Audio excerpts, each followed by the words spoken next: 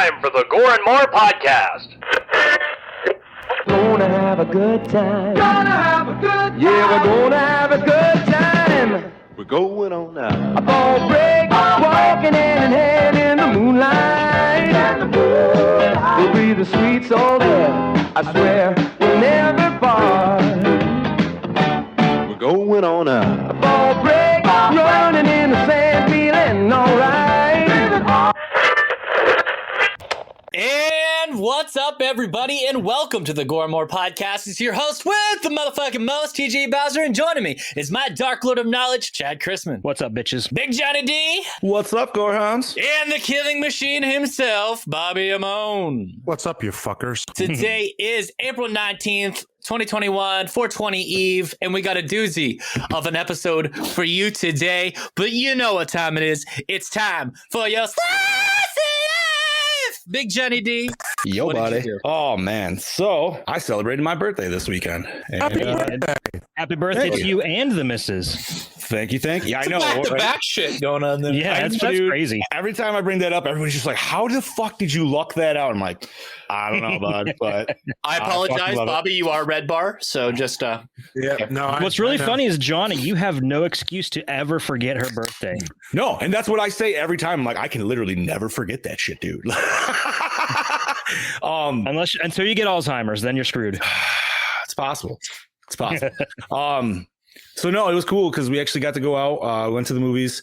We went and saw The Unholy. How was it? Not bad. It's PG-13. So I'm gonna say that right off the bat. I know. I feel the same way. And Brody and I discussed this.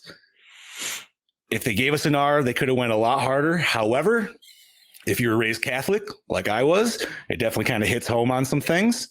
And yeah, I mean, the acting is great in it. And is it a perfect movie? By no means. Is it entertaining? Yes. So I'll leave it at that. And then let's see, went to the doctors this weekend. That kind of sucked. butthole checked. He did. You know what? That would have been probably a better process. But He got his butthole checked, and the funny thing is, it was a dental appointment. But don't. Back of my molars were clean as fuck.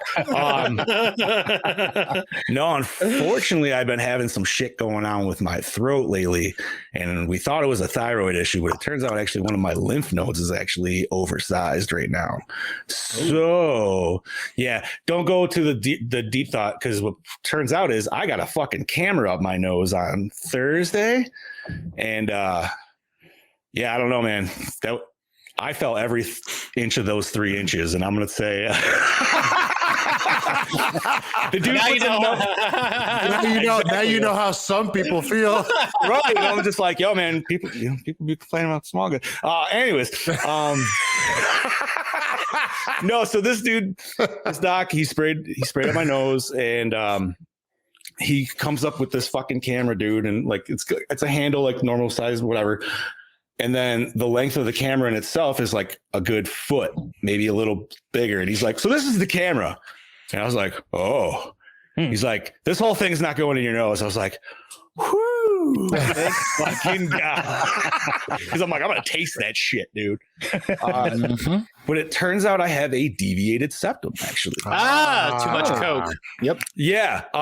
Funny enough, somebody else asked me, like, did he ask you if you do Coke? And I'm like, bro, I'm 350 pounds. I'm pretty fucking sure that dude looked at me. He's like, well, he does not have a Coke problem. Just throwing that out there. You know what? They said the same thing about John Belushi, so just saying. Very possible. Oh, okay, fair enough. But I can tell you right now, Big Johnny, he's not doing the powder. Now we do others. We're more of I'm not built for speed. I'm built for comfort. You know what I mean? Yeah. That's kind of what it's. Yeah. That's why Master Supreme. Well, yeah, that's why he's a weed guy, ladies and gentlemen. It's just fucking. And congratulations to all New Yorkers out there. I don't know if I've said that in the last couple of weeks. Other than that, man, just been hanging out. Did Fatality with Brody. Go check that shit out. Audio episode dropping Wednesday, and watch this fucking movie, dude. And I can't wait to talk about it. So I'm gonna hand it over to fucking Chad. And, Oh, I'm laughing at Brody. Brody says he loves that delicious nose candy. yeah. Thank you, Brody. You mean nerds? I sniffed those up there. Oh, sorry. Wrong can. Dipping So I guess it's on to me then, right? Yes, buddy. Well, I didn't really get a chance to do much because I worked a lot of long days getting ready for 420. Yeah, that's right. Yeah. It is your job. It was a busy, hectic week. And yesterday I was supposed to be a day off. Went in for what was supposed to be a 2-hour day, turned into a 4.5-hour day. We started, weren't done. But yeah, the boss said, "You guys can go home. I'll finish this up." So that was pretty nice of her. Very nice. Yeah, it wasn't terrible. We were actually, the worst part of yesterday was sitting around waiting on stuff, and we were actually running out of stuff to do to keep ourselves busy. So that's why we wanted to get home. But yeah, look, 10, 12-hour days this past week. I'm going to have, Oh, jeez. Just tell her. Proper holiday. Yeah. It's the best holiday. but yeah, but aside from that, I've been trying to rest and relax. Big Johnny D, you and Brody have inspired me to pick up Mortal Kombat again. So I'm going through and finally finishing the story mode on Mortal Kombat XL. Ooh, And when that's nice. done, I'm going to put 11 in and I'm going to do that one. And It's you just also sitting on just the bought Aftermath with that as well, I believe, right? Yeah. So you got Yeah, it's all both story packaged modes to fucking. Dude, that's like a solid 6 hours of fucking movie right there, bro. I'm You really enjoy looking it. forward to I'm really hoping to get it all finished up before the movie comes out, You got till just to Friday. carry over that hype. Ooh, can I ask you guys a real quick question? And I asked Wait, this when does the Brody. movie? The movie comes out this week, doesn't it? Friday. Shit, I'm Brody not gonna have a gets chance. Oh, damn. Brody gets to see it on Thursday, so fuck you. Yes, fuck you. Right. So my IMAX is opening up that day.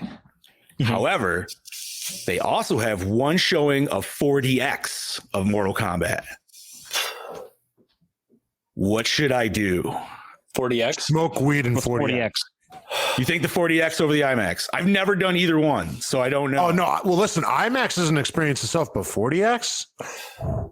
Like, because I'm just imagining in the world of Mortal Kombat, dude. Like, you got Sub-Zero throwing ice balls, they're shooting water in your face, dude. You know what I mean? Like, No shit. That's Yep. what that is. Yes, so it is. yeah, I had no You idea. gotta The do wife, that then. the wife explained it to me. So it's essentially like almost like a theme park ride, dude. The seats. What fucking happens in that Last Jedi scene with the milk? If you get milk in your fucking, You're going to get some milk. Squirted with green milk. You're going to get that protein shake. so supposedly, and I apologize, I don't mean to steal your thunder here. It's movable seats. They got strobing lightning effects, fog, smell, and water. Yes, they do. It's all However, the screen is not it's not like obviously IMAX size. It's probably like normal size, maybe a little bigger. I'm not sure on that. But yeah, I don't know. What would you guys? I would go for that 40X one. is- I would go you for guys that are all saying 40X. that. Yeah. Okay, without so a the doubt. only drawback that everybody says is sometimes it's almost a little too distracting from the movie. Like sudden jarrings of the seat and all that other good stuff. Now, So, see, that would be perfect for Godzilla versus Kong. Yes. I agree. Or any like giant disaster movie would be Mhm. maybe even a Fast and the Furious, even though yeah. Anyways, yeah. So 40X, okay. Yeah. Chad, back to you, buddy. Sorry. Oh, let's see. I didn't remember where I was. I talking about Mortal Kombat. You were talking about Mortal Kombat because you wanted to beat it before the movie. That's why. Yeah, but I'm not going to get a chance to do that because I got to work all week. Well, fuck. Yeah. I might still get a chance because I'm not going to. What's that? Beat it like catching a kiss or like. Yes. Okay. Yes. That is exactly what it means. Okay. Damn it, dude. If only we can mute his mic sometimes. Oh, fucking tears on that one, dude. Oh, and to carry on, last week I said I got an original Jaws 3D poster, a theater poster. This week I picked up a Gremlins 2 theater poster. Oh, nice, dude. The new It just came in batch. today. That's 27 by 40. What? Which image is it? Is it like the old G one, or is it like a cleaned up one or something? Or? It's the original theatrical one. It's the one with Gizmo in the desk drawer. Okay. Yeah. Okay. That's the big. If you saw, titties. if you'd remember, yeah. And it's the double-sided one too, which is a bit better. Nice. Yes, really. The wife just asked, really? Hey, it was $15. I couldn't say no to that deal. Let the man express himself. That's $15, man. Put that shit in my hand. Get that money, don't it, Joe? You owe me. Oh, okay. But did Bobby stroke out again? Yeah, Bobby's internet's completely poo right now. My internet. Mama's watching soaps in the other room. I think so. Soaps. Soaps. Wink, wink. I love this because Bobby's image froze, but apparently we can still hear him. Can we? My right now. Bobby, give us a refresh, and I'll pop you out, buddy. Yeah, so we will continue that with Bobby after we move to the boss man. How has your week been, buddy? Well, as I say every week, podcast here, podcast there, podcast everywhere. This morning we dropped Lights, Camera, Exploitation, episode 9, which is Brian De Palma's Dress to Kill from 1980. It's crazy how much you actually record, and then when you're done working on the show, how much is left. It's quite disheartening sometimes. Yeah? Yeah.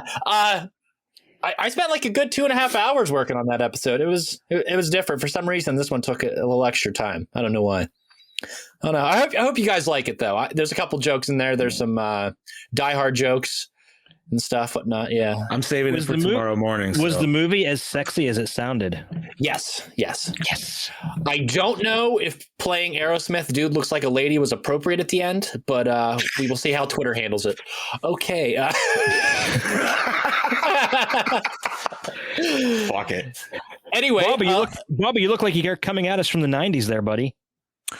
Well, of course I am. Okay, he swapped places with Chad. But anyway, I got on Lights, Camera, Exploitation. I talked about my Nosferatu in Venice that I got from Severin, and I showed it on screen, but there's no like video to that show, so I'll just show it now.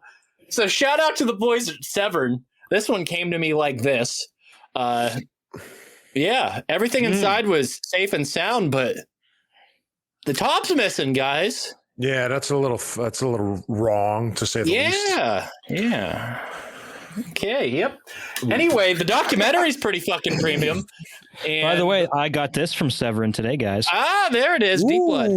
Joe nice. D'Amato. Joe D'Amato. Good old Sharksploitation. Sharksploitation. I love Joe it. Dent. It even says that on the back. It's Sharksploitation. Fucking stock footage for days. You want to talk about waterfalls? How about documentary footage? Oh God. Listen, man, I've said it a bunch of times, and even Chad, I feel, can agree at this point. We've watched enough movies to where that movie's not even like. It's not even bottom of the barrel anymore. By the way, Johnny, when I went on Facebook the other day to wish you a happy birthday, it brought up different pictures of memories that I could share with the birthday wish. And what was the first thing it shared? Just Before Dawn. Yeah, Just Before Dawn. Then right beside was a picture of a waterfall. I've been seeing a lot of our movie memories. Yeah, there's been a lot of them coming up now. I was like, oh, sweet. Do a 420 stream tomorrow. Don't tempt me. John and I will do. We'll talk about it. We'll talk about it after the show. To talk about it. Yeah. Talk about it.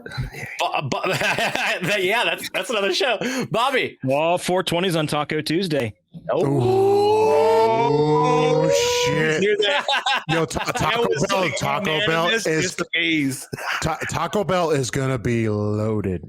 Then again, it normally is anyway, so it doesn't matter. Bobby, speaking of loaded, what's in that drink you've been drinking there all night, huh, buddy? That was my protein shake, you know. Well, unlike Johnny, I did not have a 3-incher in me, and so I didn't have. I didn't have that going for me like Mr. Johnny D over here did. Yeah, I was just a chill weekend. I don't know if maybe TJ might have seen this movie. I watched a movie called Eden Lake on Saturday. Yeah, you want to talk about some bleak fucking horror movies? Yeah, that fucking thing is bleak as can be. I'll just say that. I'll just say this: I saw a child get burned alive, and I'm not sure how to feel about it. Jesus Christ! I mean, did you watch Hobo with a Shotgun? It was way bleaker than that. Yeah, no, but I mean, just saying, like, you see literally a bus full of children get lit on fire. No, but the way it happens is Oh, it's more traumatic. They probably had the sad music going, a little piano. More like you could hear his fucking screams throughout the woods. Like you could fucking hear him. But and then Sunday was just chilled out. Really, it was a nice chill weekend. Enjoyed every minute of it as always. I didn't buy anything, thank God. I'm running out of room. I'm running out of room. Literally running out of room. But no, it was a great weekend and everything. I would say, TJ, what's up with yours? But he went before me. So let's get to this review, please. Let's do this. TJ froze. I'm not frozen. TJ froze. Oh, what the fuck, dude? Hold on. Hold up. That face right there is a meme. That's a meme. That's funny, Screenshot right? that somebody. God damn Fuck it, you guys. I told you my camera was gonna fucking die. I told you my camera was gonna fucking die. As soon as the goddamn stream starts, the camera died. I was literally pre-show the chat, and I was like, camera battery's charging, it's gonna fucking die. And then the goddamn thing dies. You can never just fucking have a proper stream. John, take it away.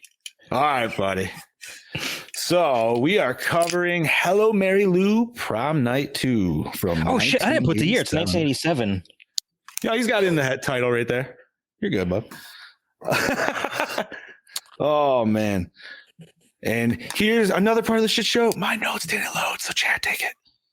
Okay, directed by Bruce Pittman, written by Ron Oliver, produced by Peter S. Simpson, and starring the iconic Michael Ironside as Principal Billy Nordham. Wendy Lyon as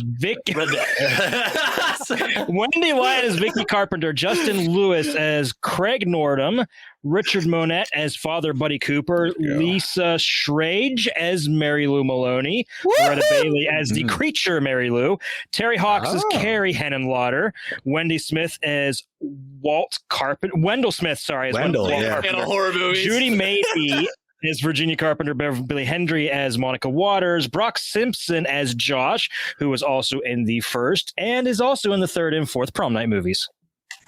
Wait, Brock Simpson from not Brock Sampson.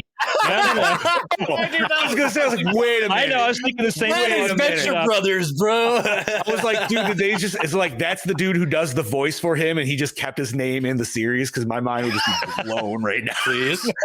Please let it be real. Oh my god. Anyways, Beth Gondek as Jess Browning and John Piper Ferguson as Eddie Wood. Music by Paul Zaza. Cinematography by John Herzog. Yes, that is a real name. Zaza, like Mr. Zaz. Yeah, I love it. Zaza Gabor. Ooh. Cinematography by John Herzog, edited by Nick Rotundo, distributed by the Samuel Golden Company. Released October 16th, 1987. Runtime of 97 minutes. Budget of $2.5 million. Gross $2.7 million. Losing it. You fuckers. So since I did the rundown, anybody else want to take over my line for Roll that beautiful bean footage. Hey, thank you, Bobby. OG theatrical. She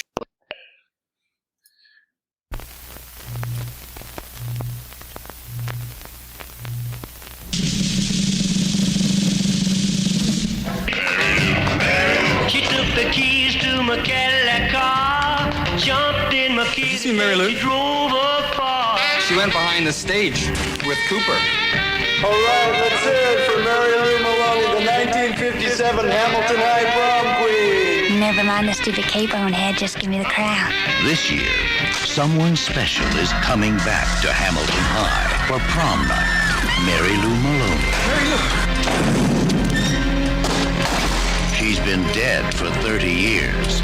Now she's going to use Vicky's body to get her crown back. Morning, prom queen. Only nominated, not the winner. Not yet. Mary Lou Maloney has come back. Vicky, Wrong. you came with me. She will enter your body and possess you See you later, alligator. for revenge. You know the prom queen hopeful bites the big one. Cracking up? I don't know what's happening to me. She's dead. Dad, you know something about this, don't you? No. Oh! See you later, alligator. She took the keys to my Cadillac car. They're playing our song. In my kitty and she drove. Well, she jumped in my kitty and she... Hello, Mary Lou. Prom Night II.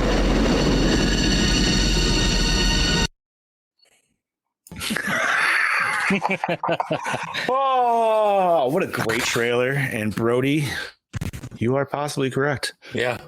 I gotta say, I'm a little surprised. It like spoiled the end of the movie right there in the last scene. Yeah, dude. It gave literally the whole fucking like. Whoever edited that was.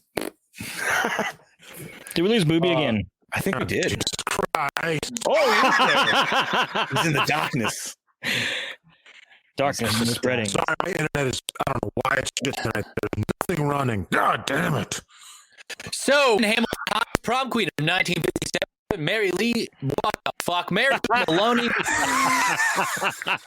was killed by her jilted boyfriend. She comes back for revenge 30 years later. Bill Norton is now the principal of Hamilton High, and his son is about to attend the prom with Vicky Carpenter. However, she's possessed by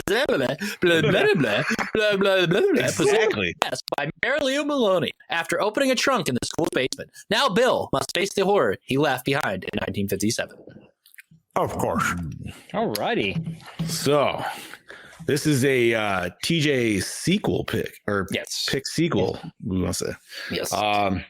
But the funny thing is, this would have been one of his picks anyway. He's been dying to do this pretty much since we started this show. Yes, that's fine. It was crazy. I didn't know if I was watching a fucking Nightmare on Elm Street or fucking Carrie or what. Okay, so like, I told Chad this is. I apologize, guys. I am having problems here too. Apparently, it's all good. I explained it to Chad. This is what happens when Carrie and Freddie have sex in Canada. Yeah, I said that was a very accurate description. You know something? Too. Yeah, that is a very accurate. That's an acceptable answer. And all right. Yeah, dude, this was a mind fuck. Okay, so this has a lot of rubber reality scenes. Now, this is a term that I started using about 2-3 weeks ago in Project Louder podcasts, and this thing, it fades in and out of nightmare sequences seamlessly, like a Nightmare on Elm Street. But some of these are really fucking awesome. I mean, some of the later Nightmare on Elm Street films fall flat from time to time, but this film, that's a pretty cool fucking gags in it. Every death is pretty fucking rad, and some of the transition sequences, including chalkboard pull, is fucking. Whoa! Yeah, which, by the way, was not originally in the movie. It was added in post production. It was reshot. Really? Yeah. That's awesome. Well, there is so many cool fucking things in production design. Whoa! Just fucking insane. Like I mentioned in my holy fuck, I touched the microphone. Don't touch the microphone. I mentioned too excited. I mentioned in my notes that like that very first nightmare she has, like in the, at lunch, where she like gets the food and it kind of swaps to that nightmare realm. Oh, yeah, with the dirty. It's so dirty. Everything is so dirty. It is though. Like it's not even like they're. Well, I mean, like I feel like some people are supposed to be. It looks like okay. The halls look like Fulci zombies. Yeah, they do.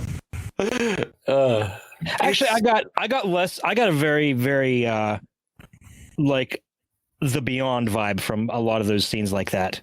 Yes, that's a good comparison. Actually, that's pretty. And that's a damn good movie to be compared to be honest. Yeah. To Beyond. Yeah, that's a Fulci movie. I can't say I've seen it, gentlemen. Ooh, that's one of the Gates of Hell movies, right? Mm-hmm. Yeah. That one, House by the Cemetery, and City of the Living Dead. Yes. Okay, I think I've seen City. They're not really connected. They're just thematically connected. Oh, okay. House by the Cemetery I've seen. That's a good one. Like the Argento animal films. Yes. Awesome. No, man, this was a great movie. It was, especially coming off the first one. I had Locker Squish is fucking pretty fucking bad too. The funny thing is, out of all the, I've seen this movie once before, and that was the part that always stuck in my mind was the locker death. Mm-hmm.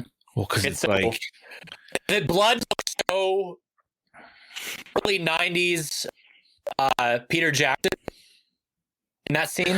Yeah, it looked almost like puke or something. It was like chunky. weird. It's like it was blood and brain matter mixed together. I don't know what. Yeah.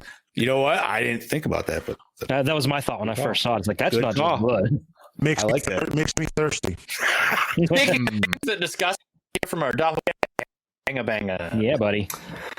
G'day, it's DK back for another Gore N More. I really wanted to talk about Hello Mary, Prom Night Motherfucker 2. Just start off, I thought this film was trash. I thought it was going to be hell. Due to the fact I really fucking hate this film, and I can never understand why there's no sequels. That thing until I had to review it for the Gore lads. I heard Chad Daddy rave about it, Mr. Bowser, and I'm like, give it a shot. Boy, did not fucking one bit. Man, is it just my internet fucking up here? Approach about it. No, he's like super. Okay. B movie cheesy. As I said, It's like there's like some lag or something. Like I don't know. Fucking Get off the fucking internet! Trying to make a phone call. Here it comes. Dark, and I like that. I like that. Yeah, see, Brody. Yeah, you are, buddy. I didn't want to be that guy, but I was like, Chad's got to know I'm reading your face, dude, and I can just see it because you're like doing what I'm doing. You're like, Yeah, I'm sitting there like hovering over my signal, like, says network connection 1010. yeah, dude, I'm at full bars. The violence. It's my connection. This film, but when I do violence, Tell Taryn to get off YouTube. it delivers. That's what I just. Once Called it. like a scene between Get off the fucking internet. Mary Lewis position We just lost Bobby again. and then her friend Bad night, dude. Mary Lou is just fucking this podcast. titty bang bang. Oh my gosh. Yeah, I'm not about. Fast forward a bit to a house chase between the lots, and this girl decides, Mary Lou lyrics from a song like, "What up, but up, damn," and the fuck was squished, and you actually see her get squished. You see all of the bodily fluid ooze the door, and I love it. That really took me off guard, and that's in itself the reason is more a good score. Or anyway, but that really delivered. Yeah, as a character development, Switching hosts here. I really like how they sort of get to spend a bit of time with each character in that, you feel for him, feel for these characters, and then when Mary Lou is out work near the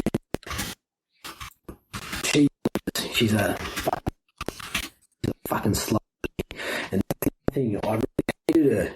This is a film, but she goes to show the actress did a very good job in playing that character. So, able to appreciate that of the film for that sense. But all she was the Gore N More was solid for. This film did not let me down, and I'm impressed by it. The fact that Mr. and Mr. Dadson have. Ooh. All right. Okay, he must have reset it. Yes. Okay, I'm hoping. Okay, so we're having internet problems right now. Hopefully, this can be fixed in when he's redoing it for the audio, and we will upload the full audio version of Brody's review. I really am sorry for the really laggy. It's just one of these things that's happened. Apparently, we're all having internet problems except for Big Johnny D tonight. Yeah, but I had my own problems before we fucking started tonight, so you know what I mean. Like, yeah, you're having audio issues. Yeah, so my internet dropped up. Bobby's keeps dropping my internet just I don't know what's going on with it chopping. I think it's Mary Lou. It's Mary Lou, like you said. Well, if it's Mary Lou, all right, real quick. All right, so I guess I might as well give mine because I didn't say anything. All right, now as much as there was enthusiasm behind this movie, for me, it lacked for me. But I love the kills. I'll give it the kills. it definitely got innovative and stuff, but as a whole unit, this movie it missed it with me a little bit. I'm not going to say it was utterly terrible, but it missed it with me for my honest opinion. That's perfect. And I think for me, and I would say probably a part of that is the video issues that we had from watching it. Like I said, and we'll discuss this further when we get to our questions, but it was definitely a VHS rip. It had to have been. Oh yeah, because you could see, like, how when you have the VHS and you get the lines, just line. Yeah, like, there was audio, there was visual flicker. Yeah, there were problems there, but also for me, like the first Prom Night, to me was a nice cohesive movie. Mm-hmm. For me, it seemed like this movie was missing the adhesive in many spots. But like I said, the kills were great and some of the visuals were great, but in terms of it as a whole, I couldn't get into it as I did with everything else we have. Even some of the terrible movies, this movie, I just couldn't get into it the right way. Well, that's fine, but I still think it was a very enjoyable movie, and it kind of like, Nightmare on Elm Street Part 2, it's another movie where somebody gets possessed by the ghost of a killer, I feel it's a little underappreciated at times, because Freddy's Revenge is still a very dark, very, it's a lot in the same vein as the first one, where Freddy didn't, make as many jokes as he did later on, and that I think you kind of get a little bit of that in this too, where it's a very almost a dark humor at times, but yeah. I mean, and what you just said about Freddy's Revenge Part 2, even as a child, when I watched that, I always thought that was just way darker than everybody, thought it was. Mm-hmm. Especially growing up, I'm like, this is really dark. But then, of course, I watched the making of it, and they're like, oh, this is like one of the gayest movies ever. And I go back and watch them, like, oh my God. I would have never, ever thought of it. But I still consider it a very dark movie. The same thing. This is dark. Like I said, it just couldn't cohese to me very well. And like I said, that's fine. I have a different take on it. I thoroughly enjoyed it. I enjoyed it the first time I saw it. The first time I saw it was like the regular television version. So this is the first time I saw it, uncensored. I wouldn't even go so far as to say uncut. There's always stuff that's cut. So it was it was a little different from what I remember, but I enjoyed it. Listen, I'm not going to say it's not a perfect movie by any means, but I'm just saying it gave me super hard, obviously, Nightmare vibes, which I dug. Oh yeah. So, yeah, they definitely stole that whole, and definitely when she's in the Nightmare realm or whatever you want to call that, that was definitely very Freddy-esque there. Right. And how else would no, you're right, dude. It's Freddy all the way. And then, I'm sorry, Carrie. That's what I was fucking. Yeah, there's strong Carrie vibes. Well, and not only that, just think this came out the same year as Nightmare 3, so it probably had. Was it Nightmare 3? Nightmare 3 was 1987, so it probably had to have that little bit just to compare with it, because Nightmare 3 was a big movie at this time. Yeah, right. Freddy was really hitting his stride, so everybody was trying to copy and paste that for their own type of movies. Because that was the movie that made Freddy a pop character that really brought him out. Oh, dude, 3 was, that's a whole different episode. Yeah, that's a 2-hour episode of Gore N More. Without a doubt. So, I mean, listen, I don't fully agree with Bobby. I probably liked it more than, obviously, what he said. I don't think I'm not going to say I loved it. It was enjoyable for sure. So, Ted, what do you want to say? We take a little peek? If you guys are ready, unless you want to wait for the boss man down there. It looks like he is back with us. Let's just see. Once again, I'm back. To all our listeners, we will back. Hopefully, we'll be able to save Brody and all the cutouts and everything like that. Boss Man will definitely work his magic. Yes, sorry for all the internet cutouts. It's a weird day. Well, here's what happens. We are streaming on a Monday when everybody's coming home from work. Oh, yeah. Or everybody's using the internet. I feel like we're in a primetime slot right now. So especially seeing that I'm hosting and I'm in a city, I'm sure the bandwidth gets thin at this time. Not only that, around here, this is a big business town, so everybody's definitely home running around now. Yep. Yeah. So you, TJ, you want to give a quick let's hear your 2 cents before we peek behind the curtain? This movie is fucking fantastic. I like this a lot better than the first Prom Night, actually. I think that the first Prom Night has its place as a slasher film, and of course, JLC, baby. But this movie is one of these, like, one of the kind rubber reality films that kind of like Slumber Party Massacre 2. It's like a knockoff Freddy, but like a different flavor. And I think that it's just so damn cool. I love the Mary Lou character. She returns in the third movie. The fourth movie is about a crazy priest. I actually interviewed the director of that movie over on Rabbit Hole, so you guys can go check that out. It's I think this movie is so much so underrated, and it's not talked about enough. I think that it needs a Blu-ray release. So whoever owns the rights to 2, 3, and 4, give us a box set, you dirty whore. Hey, you know what? This is one of those things that our friends over at Bloody Disgusting could probably get the ball rolling on. They seem to enjoy listening to our podcast and not mention it at all. So for everybody at Bloody Disgusting, if you do decide to want to do a little review on Mary Lou Prom Night 2 this week, just remember where you definitely got it from. They won't.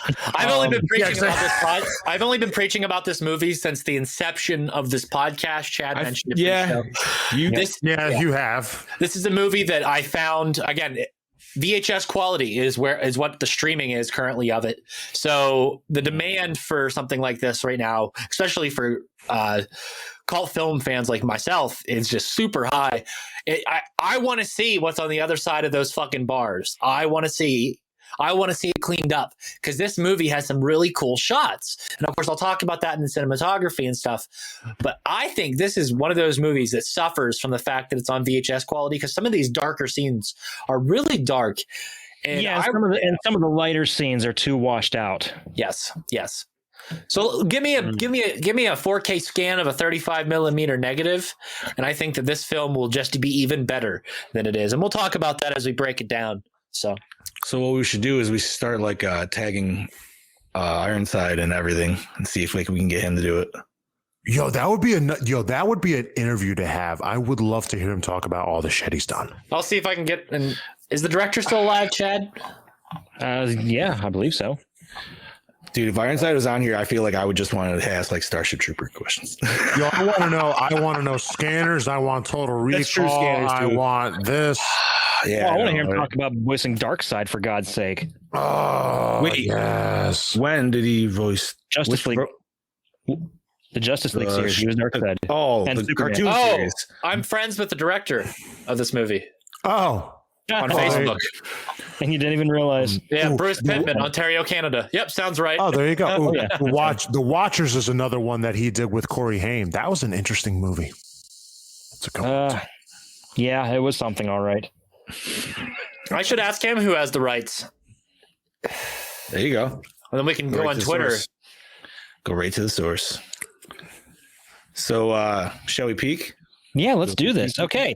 So, first off, the phone number Mary Lou writes on the confessional booth for a good time call was actually screenwriter Ron Oliver's home phone number at the time. No one called. Ooh. Well, most people would probably think it's just a movie fucking. Probably. John, Yo, Massacre video just posted. After getting a little stoned and running a week late, the Toxic Zombie Blu-rays are in hand and shipping now. Don't miss out. Less than 50% are available. Getting a little stoned. I hope mine shows up tomorrow. I hope mine shows up tomorrow, because that's what I'll be watching. Shall we continue? Yeah, continue. Absolutely. Almost every character in the film shares a last name with a cult film director, especially horror directors such as Wes Craven, Stephen King, George A. Romero, Todd Browning, Joe Dante, John Carpenter, John Waters, and Frank Henenlotter. Episode 2 of Lights, Camera, Exploitation Basket Case. Oh, speaking of Frank Henenlotter, Frankenhooker is coming to Shudder next month. Oh, no shit. I don't think I've actually ever watched that. Like, it's a trip. It's a trip. I think I've only seen it on like those like top 100 horror movies you need to see or some bullshit. I haven't seen it since I was like maybe 14. So 14-year-old me loved it for all the boobs. Oh, Fair. I mean, understandable. You know, I don't think you of today would underappreciate it as well. I'm pretty sure we're not. What else we got, buddy? So, continuing on, written and filmed as The Haunting of Hamilton High, the title was changed to Hello, Mary Lou, Prom Night II by the Samuel Goldwyn Company, who purchased it and decided to market as a sequel. The similarities to the original Prom Night, such as the name of the school and the line, "It's not who you go with, it's who takes you home," were added during reshoots. So the distribution company made it a Prom Night movie. Okay. I want a poster with the original title. Is that just Hello, Mary Lou? No, what was the original title? The Haunting. Was it? The Haunting of Hamilton High. Haunting of Hamilton High. Yeah. And since it was changed by the production company, that poster may not even exist. True that. Oh, speaking of posters, did you ever get your original Bloodhook theatrical poster yet? Did you ever? No, I never ordered that. Oh, you got to get it's like $8, man. Yeah, I did that. Like I was thinking like about that, and then I was like, where the fuck am I going to put it? Oh, you make room for something like that. Yes, there's always room. Would one of those fit on a door? Yeah. Barely. Depends on the width of the door. I'll update you guys. No, I think you should get it, man. Even if you don't have anywhere to put it now, you may in the future.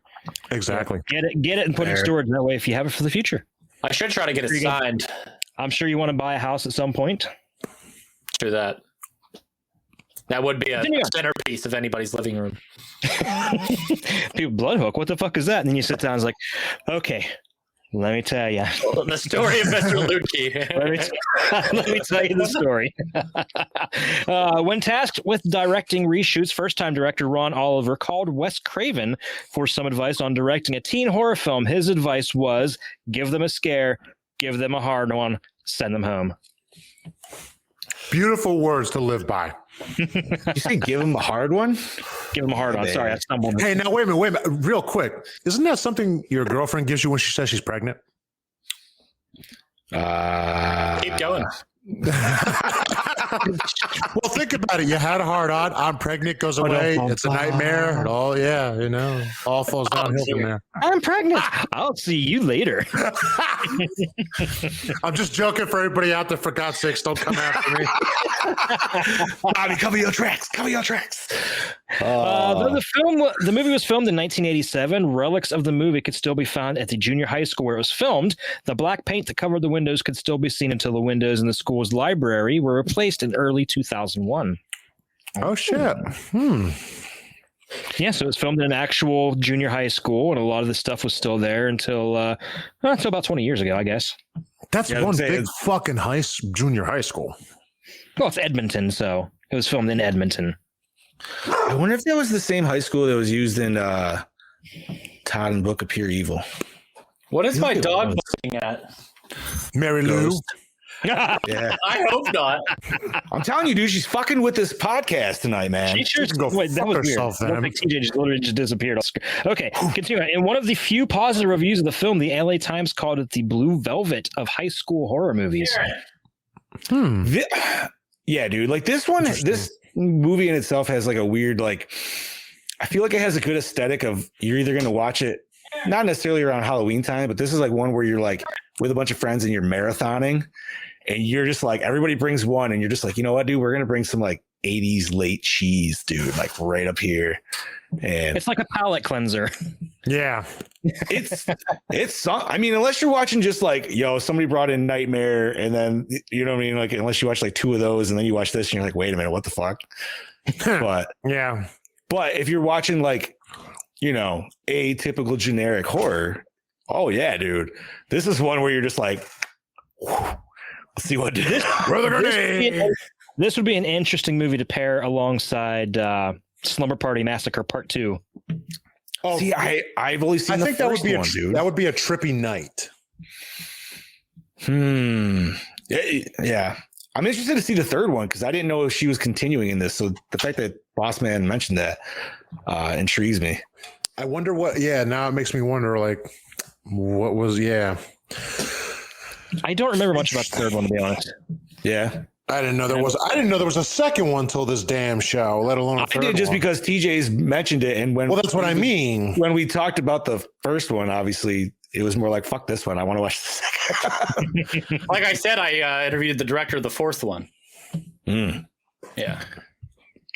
What is so?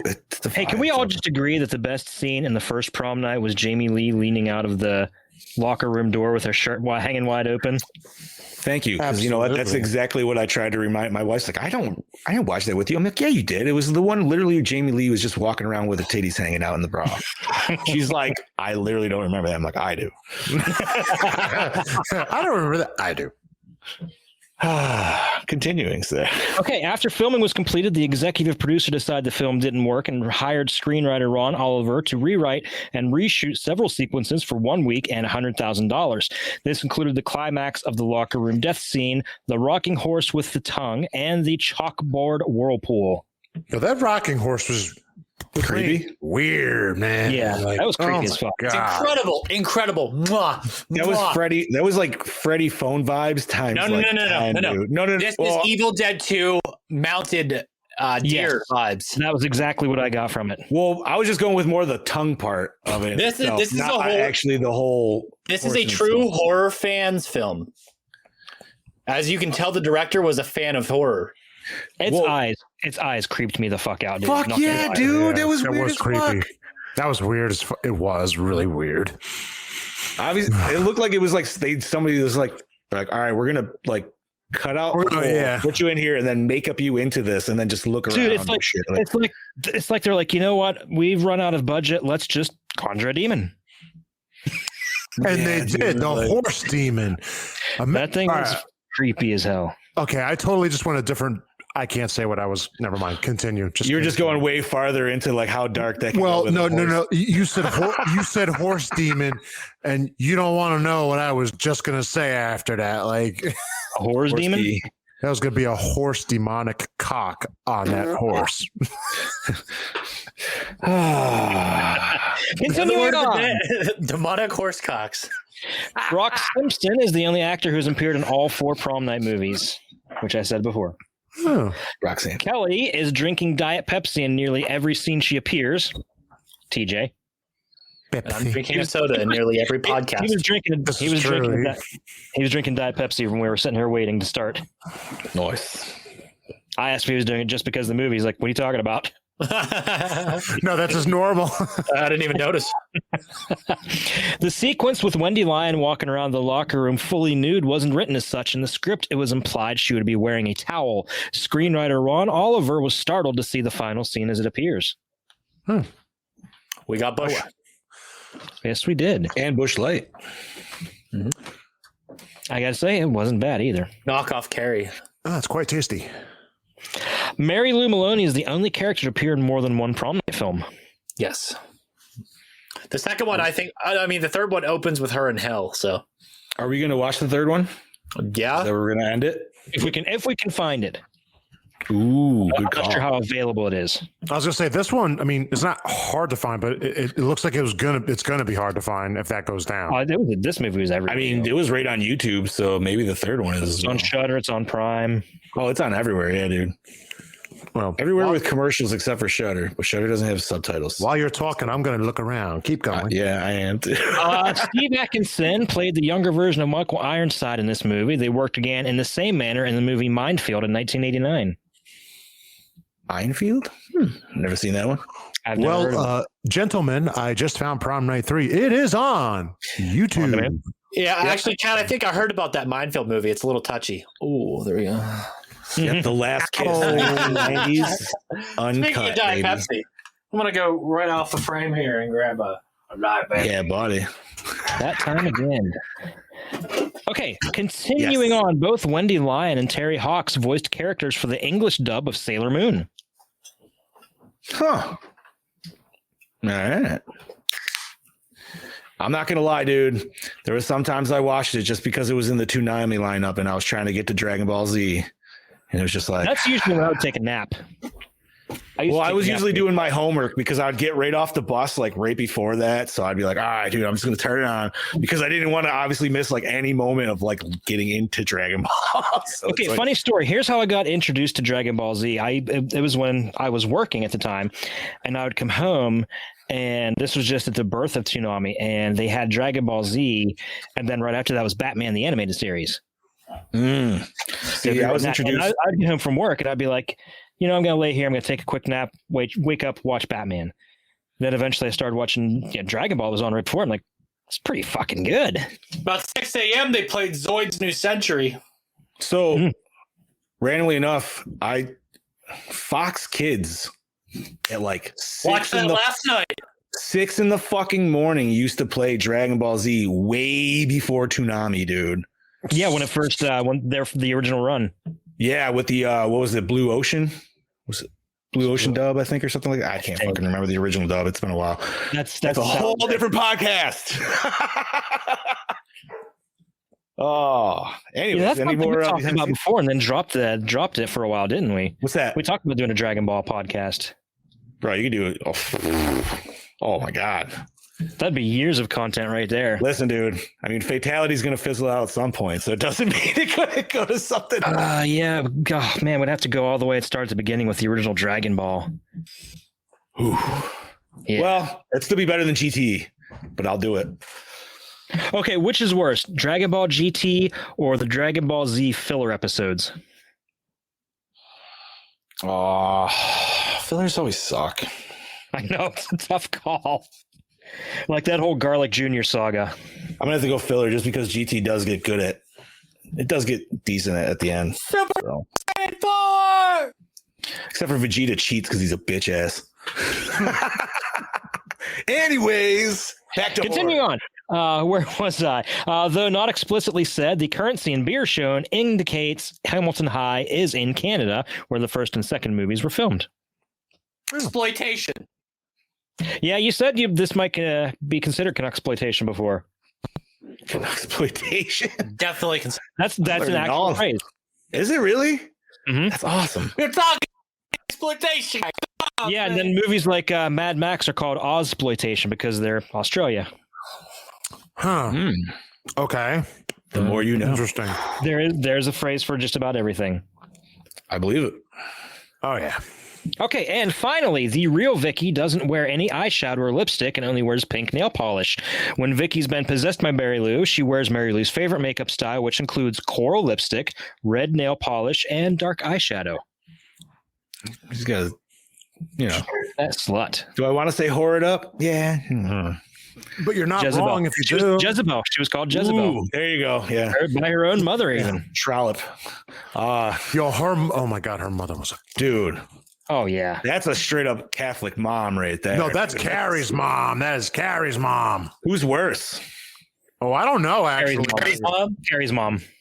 Bitch locked in the closet. Yeah. I mean, we don't really know what this mom did besides, like, you know what? I'm still going to dad was there out, so it can't be. By the way, you're right. You're right. The dad was there. Real quick. Screenshot that now. What? Damn it. What? Shit. What happened? You didn't see TJ? He was like, oh. He was froze like that. There you go. Oh, there you go. No, this is it's fucking great, dude. So you got any more, buddy, or is that it? That's everything. That's all I got. All right. So my big question, gentlemen, is did Michael Ironside hide her body in that wardrobe? I was thinking that no, too. He couldn't have. No, what's the deal? Then what's the deal? Is the wardrobe just because the prom shit was in there? I think so. That's it. Okay. Because I swear to God, when it did the pan down after she died, it showed a skull in front of it. So I was like, wait, are they alluding that they like hid her body somehow? Yeah, I'm like, that's how what would I they was do thinking that? too. I was thinking the same thing as you. But it's not like she found a body in there. So that's why I'm like, so I didn't know where the skull came from, or maybe it was just like, a title card kind of thing. What I wouldn't know, Ironside had to do himself to teacher Starship Troopers from a movie. Okay, I heard Starship Troopers and I heard teacher. Yeah, you're checking it out, buddy. The poor guy. Damn you, Mary Lou. I know, dude. She's just tweaking it. But yeah, I mean, because that was my biggest one. I was like, wait a minute. I was like, did they take her body? And I don't know. I guess I would have to watch the beginning again. But I swear to God, there was a skull on the floor in the foreground. Okay, there was, but her body was definitely buried because he went to dig up her because they have a grave. cemetery. So that's why I was like, yeah. So how was? I mean, was it the crown because she was wearing it at the time? Maybe it has to be something. Because she didn't wear the cape. God damn internet! You. I'm trying to explain this movie. Fucking just fucking God. Fucking. He can't even do a proper rant. Yeah, but the face is perfect for it. Yeah, well, guess what, guys? I got it. He's over here taking. Look in the chat. Boss man, do you want me to sign in? I think you better. Keep going. All right. Oh my God. Any other fucking questions? This is the first time a villain has completely taken over our podcast. Yep. This is classic. This is classic. This is legit. But I have no questions for this other than you know what? She did take over the computer in that movie, so dude, she fucking killed. If she's gonna take over, she better do something nice to me before she kills me. Because this is fucking up my shit. All right.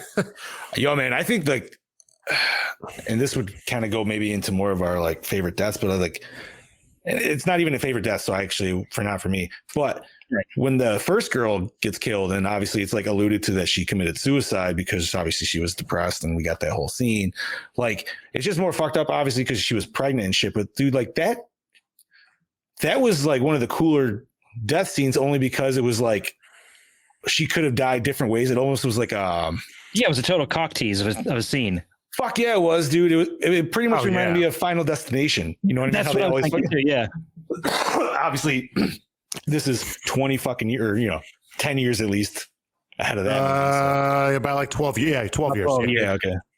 Yeah, 99. That's right. Sweet. Or was it 2000, I think? No, it was 99. 99. Yeah, I think we actually talked about that. Whether it was 99 or 2000. All right. I believe you're right. So, all right. If we don't have any questions, or if you guys don't have any questions, I was going to say something. Oh, not really a question, and this is kind of a disgusting thing to point out. This is 2 movies in a row now with scenes of incest. Oh, yeah, you're right. Yeah, you're right. However, this didn't feel, I mean, okay, I'm not saying this wasn't gross. It didn't feel as gross as in the Crazies. No, but I don't know. I don't know, because the dad did not seem against it. No, but this also, I wasn't expecting it in this one. I wasn't. You know what? You're not wrong, because he didn't really like try to push her away by. He was like, what the fuck are you doing? Like, he was way into it. You had to make me really think about that. O'Keefe, like fantasizing over here. Gross. Ugh. You're right, dude. I hope this is not a continuing trend. What's next? Yeah, what? Day of the Dead. We'll be safe. Oh, thank God. We get a perfect movie. That's got to be the first time somebody's ever said, "Oh, thank God, Day of the Dead." No shit. Hey, I love Day of the Dead movies than Day of the Dead. I love Day of the Dead now. I did not like it the first time I saw it. I don't know why. I think I just compared it too much to Dawn, as a lot of people do. Well, right. Yeah. Because usually when, like, at least for me, I watched them all, like, I got them, like, rented them each, like, one after another. He's got that Pepsi. Oh, sorry. TJ sent me a great meme. That's funny. That's funny shit right there, buddy. Fucking A. Okay. Let's. Can you hear me? Yes, you can, buddy. Like, I'm sitting here, like, shutting down everything on my internet. Like, in this bit with brother. Yeah, where are we? I'm kind of like So, we were just talking about questions, man. We were doing the questionnaire. We did the big question, and my big question was. Okay, she was connected directly to the crown. Okay, her spirit was connected to that crown. It was kind of like they had to like dig up Freddy's bones and shit. So like it was connected to like a physical thing. So Michael Ironside bringing that crown to her at the end brought her full circle and allowed her to like finally pass away. Oh, okay. And that's why whenever they popped the gem off of it, it kind of woke her up a little bit. You know what I mean? You just reminded me of something, and I wanted to bring this up. When he shoots her and Mary Lou comes out of her body, I got Demons vibes from that, actually. That part 2. With the arm? Yeah. Yeah. Yes. Was that Demons 2, though, wasn't it? Yeah. It was both of them. Okay. Nightmare on Elm Street 2 and Demons 2 both have scenes like this. Demons 1 had a scene like that, too, where a demon came out of somebody's body. Wait, what was in Demons 1? A lot of Italian films have scenes like that, okay? Fair enough. I want to say it was right after... Even the design of Burned Mary Lou looked like something out of a fucking Argento film. Yes, it did. Yes, she certainly has. She was freaky looking. Also, I don't know if you guys realize this, but also similar to Freddy, the more people she killed, the more human she looked in the room. So the more powerful she became. That's true.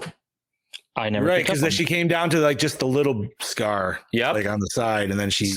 So whenever she kind of was birthed again, you know what I mean?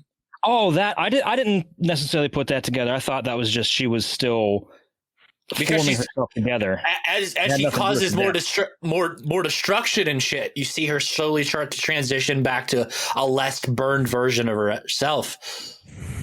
To the point where she doesn't fully transform, we still see slight burns. So yeah, dude, this is just so. In the beginning, yes, was that when she's in the confessional?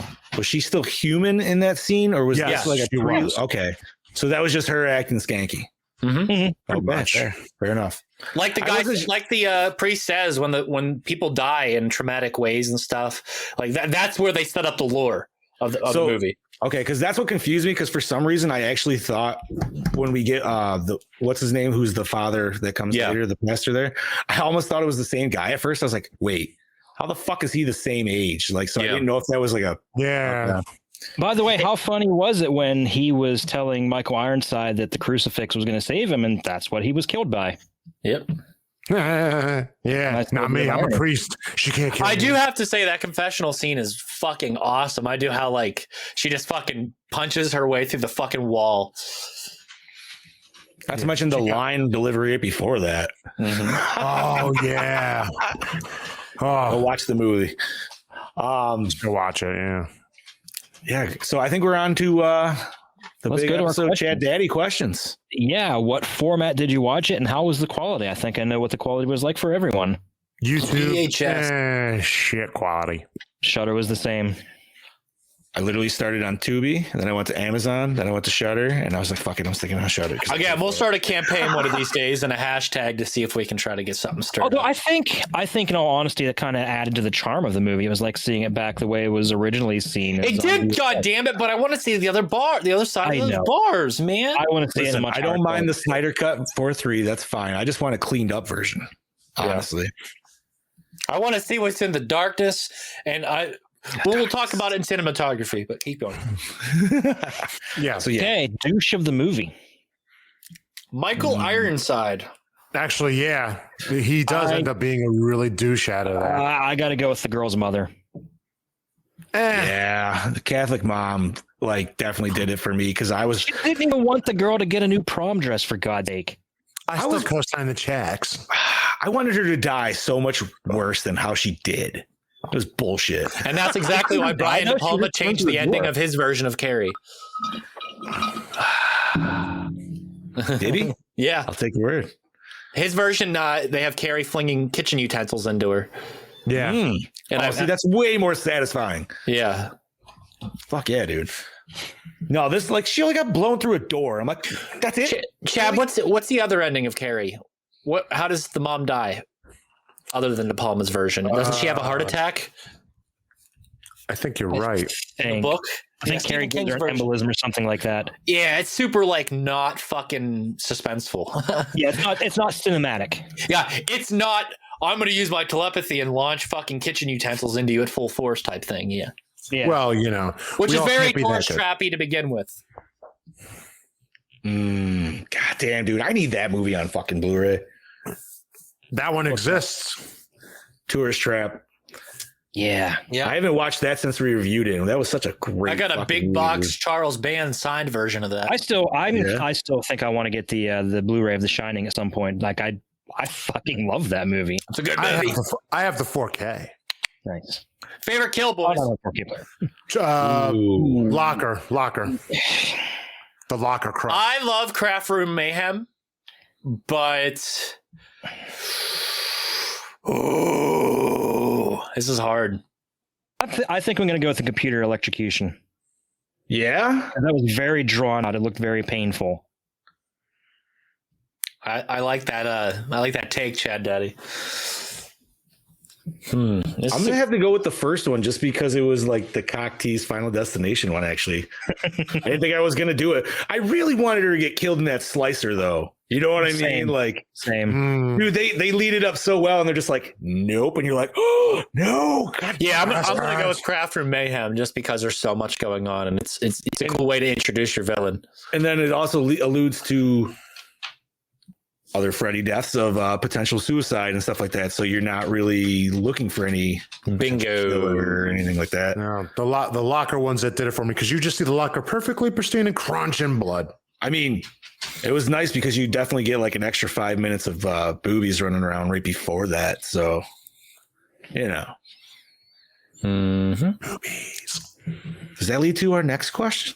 Yes. No, the next question is best scene. I'm jumping. Because I think I would pick the whole locker room chase scene as the best scene. Best scene would be the blowjob scene, followed up by, ooh, I want some of that mouth. I want some of that mint. Give me one of those mints, you know. Yeah, how funny was it where she puts it down on the table?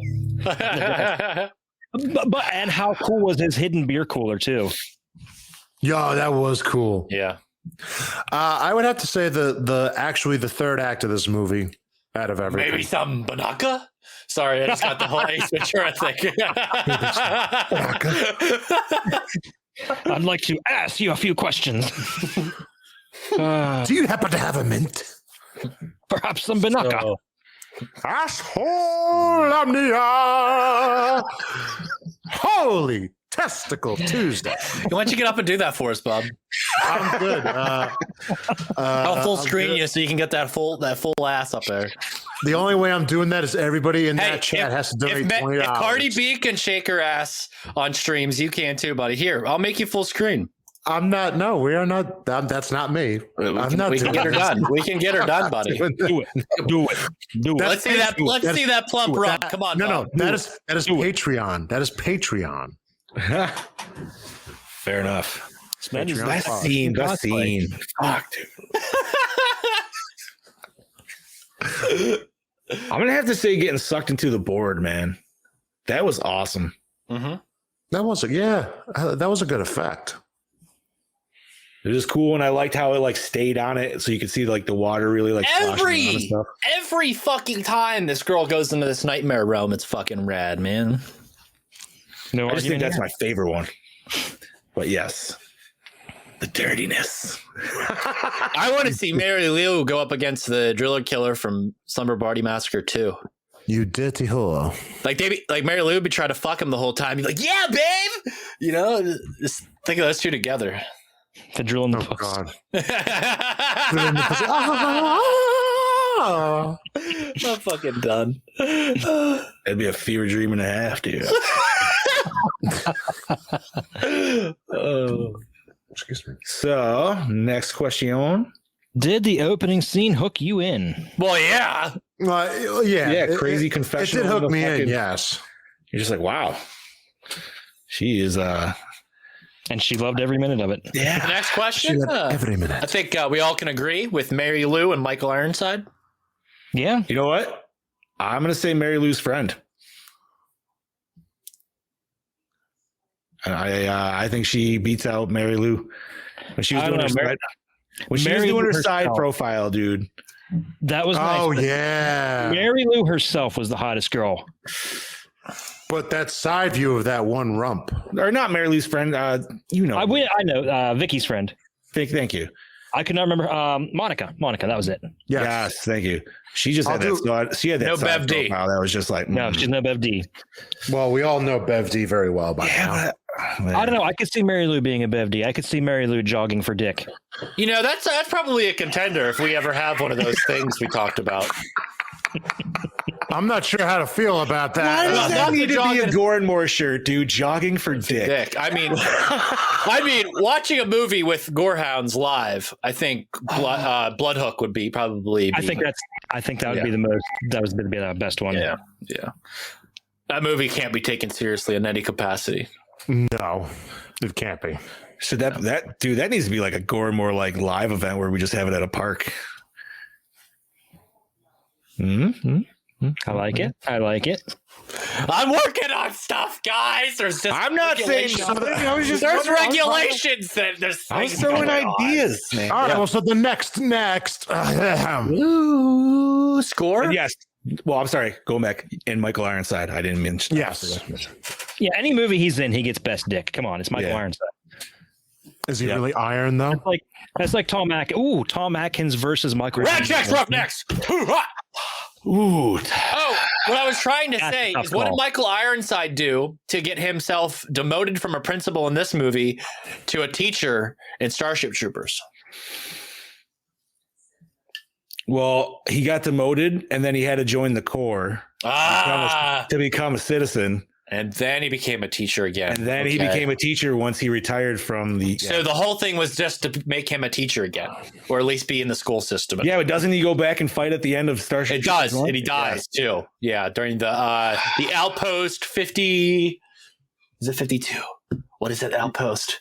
I can't remember. God damn it, I feel like an inferior human now because I can't remember everything about a stupid movie from Paul Verhoeven. Damn it. Your new pod idea there. I'm blanking on the fucking name right now. What is it? The multi-pod one? Yes. Starship Troopers would be a great one for that. That would be a great one. That'd be a great first episode. That would just be great in general. I'm not going to say dibs, but dibs. Okay, if you're calling dibs on that, I'm calling dibs on The Fifth Element. That's fine. I like Fifth Element, but we're only doing Fifth Element if John dresses up like Chris Tucker's character. Well, then wait a minute. And Bobby has to dress up like Mila Jovovich. Well, then can we also do? I call dibs on Gary Oldman. Then can we do Galaxy Quest too? Yeah. We have to do Galaxy Quest. Wait, the second one? That's not out yet. Not yet. Keep going. Next movie or question. We're on did the score set the mood, guys? I don't honestly actually remember the score. It was a lot of 50s bop music, dude. I loved it. It's all yes. It's all the hello Mary Lou. Yeah. All right, it fit. Sure. That's the only one you really need to know. And that brings us to best song. Same thing. Hello Mary Lou. Hello Mary Lou, yeah. And I think we'll all agree for the next one because she's one of a kind and we can't ignore that. Favorite character? Mary Lou. Yeah. Oh, yeah, Mary Lou. Yeah. She's a tragic character, really, because she's just an angry ghost. All right, now let's get Let's get not one murderous thing straight. like Freddie was before she died. But this woman was a whore. She just loved getting fucked. She didn't get paid. She just loved the dick. Yeah. Just that little slutty tendencies. Yeah, but all right, wait. But she did cheat on her boyfriend. She did cheat on her boyfriend. That's what pissed me. That's what pissed me off because she asks him, "Why do you go out with him? Because he treats me right, bitch. If he does, get off the other one." And his family had money. So she's a gold digging whore. That bitch deserved it. Sorry, that bitch deserved it. She straight up said it. He had the bigger dick, and that's why. So. Well, then get off. I'm not saying she deserved death. Yes, by burning of gas bomb. Okay, maybe not. Maybe not. But right, like that's. Listen, homies. If she cheats on you, you go fuck her friends. Okay, that's what you do. You don't. Life lessons with John Transack. Yeah, right. You don't burn her alive. Lessons for the homies. That's right. Lessons for the homies from Gore N More. That's your weekly PSA. featuring John Drake. Holy fuck! This movie was not scary, but it was effective. I don't know, that creepy nightmare rocking horse could be scary. That was definitely yeah, but that to me doesn't make gross. the movie scary itself. No The scary sequence, yes, but it doesn't make the movie scary. fair. It was just a cool movie. It was entertaining in some ways. Okay, Mary Lou versus Angela from Night of the Demons. Angela. 100%. Mary Lou. I don't. Mary Lou for days. I don't really remember Angela's That's a tough powers. call for me. I'm brain farting on that. Demon powers. That's all you need to know. Demon powers. Yeah, exactly. Night of the Demons. Oh man, Mary Lou's got like crazy psychic powers, and I don't know. Like, is she a dream? Like, she's not a dream demon, obviously. Well, she kind of can. I don't know. She's a ghost. Yeah, she's the She's a horny very ghost. pissed off ghost. Very horny ghost. A very pissed off and horny ghost. Very Jesus Christ. All right. So Good. Does it hold up today then? No, I don't think so. Can you give us a better cut of it? Yes, and it could. I think a better cut, maybe. Yeah, give us better No, quality. not cut. I'm not cut. I mean, like quality, like Quality, yeah, I know what you meant. I mean, like I Pan said, it, don't pan it, baby. I don't know. I I didn't enjoy like it. it. I say it holds up. yeah. No, I enjoy it. Not for me. Definitely a very 80s movie, though.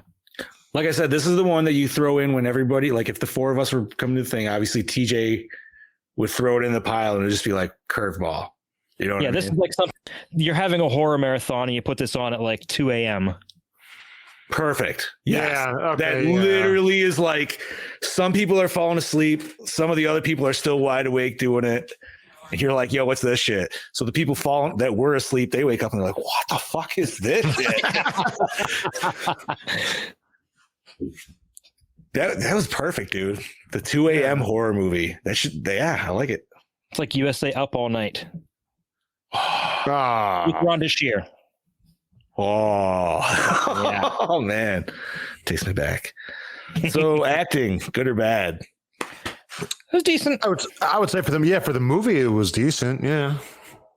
Yeah, I think anybody was really hamming it up. Pretty good. I was like disappointed with Ironside. I was expecting much more than we always see, but we didn't. You know, he was good. Don't get me wrong, but like I always expect. Yeah, we didn't get to see his iron side. No, he was definitely dialed back a bit. I think they just used him for the name. Probably, I think so. And yeah. And then at the end of the movie, he ends up as the villain at the very end. I mean, technically, yes, his character's on screen a lot, but you got to consider his younger, you know what I mean? Like, obviously that's not him, but that's still like what, a 10 to 15 minutes right in the beginning before we even, flash forward. And I'll say the guy they had playing the younger version of him did look a lot like him too. Really, he really, yeah. And Like, the he son had a bit kind of of a looks like him voice too. I'd agree. The son kind of looked like his son. It's kind of cool. Yeah, he actually did. I would say they got very creepy from them actually. Again, whenever somebody gets around, giving us a proper 4K scan of this, maybe we'll get to see how much he truly looks like his son. But I loved when he was dreaming and he actually saw his son in the back seat with her. Like, yes, just a cool fucking like. Your son just got died by fucking a ghost. Like they would copy that in a movie called Titanic later on. Titanic don't was know if it was Prom Night II. I forgot about that.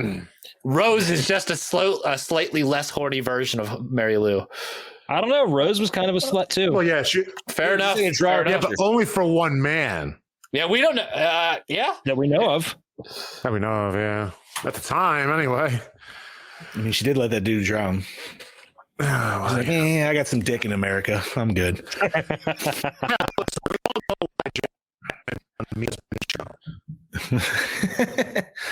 So I believe we are on cinematography. We are.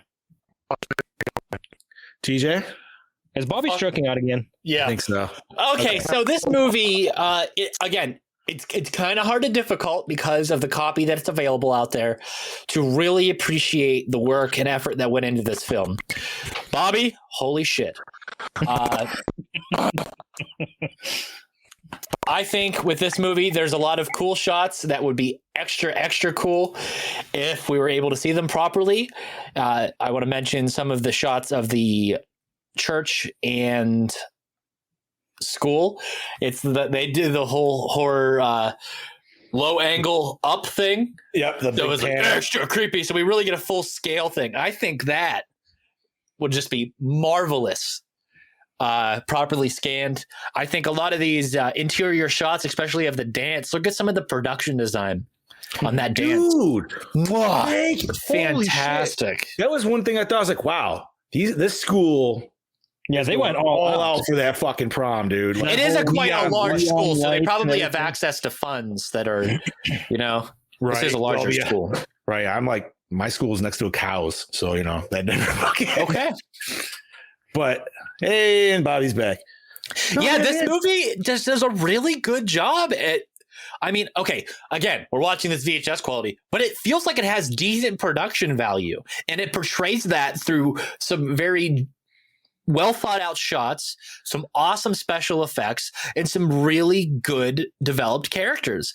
Can you ask for anything more from a movie from this time period, especially from this time period in this genre? I don't think you really can. This is quintessential slasher Canucksploitation goodness at its finest. I love that word. I love that you're just now hearing that word. I'm sorry, dude. Wait till we review Shaft and we use the word blaxploitation. He'd be like, "What's that?" Yeah, right. Okay, if we're reviewing, is that going to be for the Lights, Camera, Exploitation? Yes. Can we do a follow up? Oh, I just announced the season 2 pick. We are doing Shaft next season. Okay, well then we got to do a follow up episode for our own little podcast, and it has to be Black Dynamite. Okay. Oh. Okay. Oh, hey! I thought you were going to go with Blackula. Blu-ray release. Oh, we could do Blackula. I was thinking Blackula with Gore N More. Yeah, we could. Well, we talked about Pootie Tang on a couple episodes ago, and I was like, "That's getting a Blu-ray release too, so we can get to watch that too." Pootie Tang.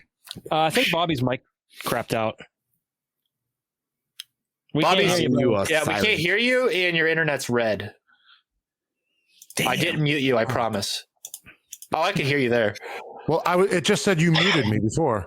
Oh, you're good. What?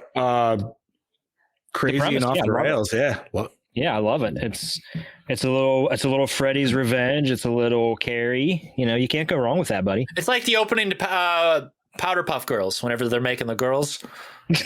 Yeah. Oh God. Sugar, spice, and everything nice. A little bit of Freddy, a little bit of Carrie, a little bit of Evil Dead in here, Yeah. And then put a lot of this in there. And then, a little bit of Canada, just a little bit. And then a lot of cheese. There was a whole bottle of milk. No. That's what you call the Canadian bacon. Ooh. Getting that ham. The premise for this movie, it was chaotic but good. Yeah. I liked it. Chaotic good. It's rad. It's the tits. The titties. If you could compare this film to tits, these are big natural titties. Yeah. I don't know if I'd go that far. I would say I don't know if I'd say natural, but this movie's only a C cup. I don't think I would say natural though, but okay. Okay, I'm gonna rewind for days. Yeah, I'll rewind it. But in proper Can we go? You know what? I want to add another R. I want to re-release this. Rewind and rescan, motherfucker. I'll go with the re-release. Yeah, sure, definitely. Even I cannot see any benefits to remaking this. Yeah. No, not remake. It would just be weird to Well, I know they did remake Prom Night, but wasn't that garbage? That's a great. I like the remake. I don't remember it. Never seen it. I saw it once, but I think I was trying to get some. So Bobby, I once introduced you as the guy that is here to protect and serve us from bad remakes, and you just said you like the Prom Night remake. I recant that statement. And I do. You guys can be protected from it. I don't have to protect myself. I don't remember it, dude. Yeah, this motherfucker's gonna say he likes House of Wax now. Okay, rating. No, I love the original. By the way, that was just 4. I love the original way more. Chad, what's your score? Chad's stroking out. Chad stroked out. John, what's your score? I'm gonna go with a 3.4, buddy. Bobby? 3.1. I'm gonna give it a 4.0. Bobby gave it, or Brody gave it a 4. So if you want to throw Brody's in there for some reason, Chad? Obviously. Do we have Chad back? Well, no, Chad, what's your score? There he is. Rate it. Let me see. I want to see what I. Yeah, he needs reference. Oh, that's fair. What did we? Oh, I should look. I don't know. No, John. No, I'm not changing it. I'm staying. You guys just said what it was. What'd you guys rate it? I did 3.1. Yeah, I did 4. I'll give it a 4. I thoroughly enjoy it. Gore More score of 3.6. Not bad. Okay. All right. Very respectful. And what was OG prom night? Ooh, I would have to look. Oh, I thought that's what you were looking up. My bad. I thought. No. Okay. No, I was reloading. Sorry. Prom night. Dude, that was what? That had a year ago at least, right? Next episode is Day of the Dead. If you do want a review of that, head on over to the Big Bad Beetle Bros on Project Louder and check out the Day of the Dead Halloween special featuring myself. I get really, really drunk during that episode and it's a good time. So go give that a listen on projectlouder.net. What is it? Google Music, iTunes, Spotify, Audible, Apple anywhere Podcast. else. Apple Podcast. Anywhere else. So TJ's cleaning off that mustache. Yes, Joe. So Day of the Dead is on Pluto, Hulu, HBO Max, and all that good shit. So, and there's a delicious release from Scream Factory. Always a delicious release from Scream. Yes, definitely. I can guarantee that I'll have a high score. Okay, prom night was a 2.8, guys. Okay. Really? Wow. Yeah, we were not kind to it. It was kind of a, wasn't it? Because it was like it pulled away from all the kills, didn't it? Or didn't it show them? If I'm not mistaken, I don't think it showed them. You talking about April Fool's Day? No, prom night. Not April Fool's. I didn't watch. Bobby and I weren't here for that. Oh, I technically wasn't there for it either because I had to work. It was just Wes, me, Alex, and I've seen the movie. I've seen the movie for it, but I was not. I own the movie on Scream Factory. I picked up a Slippy. Yeah, Slippy. Yeah, the artwork looks cooler than the movie. Anyway, I know you guys weren't kind to it. No, but it does have Amy Steele, so there's that. Bingo, bongo, bango. Okay, guys, so tune in next week for Day of the Dead from George A. Romero. So the Romero Love Fest continues. Yeah, still bring a change of shorts. This is your host with the motherfucking most, TJ Bowser, signing off. This is your Dark Lord of Knowledge, Chad Daddy, saying, "See you next week, bitches."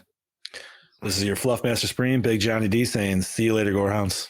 This is your Killing Machine, Bobby Moan saying, "When there's no more room in hell, the dead will walk the earth." Wrong movie. Shut up. Ken Forey did it better.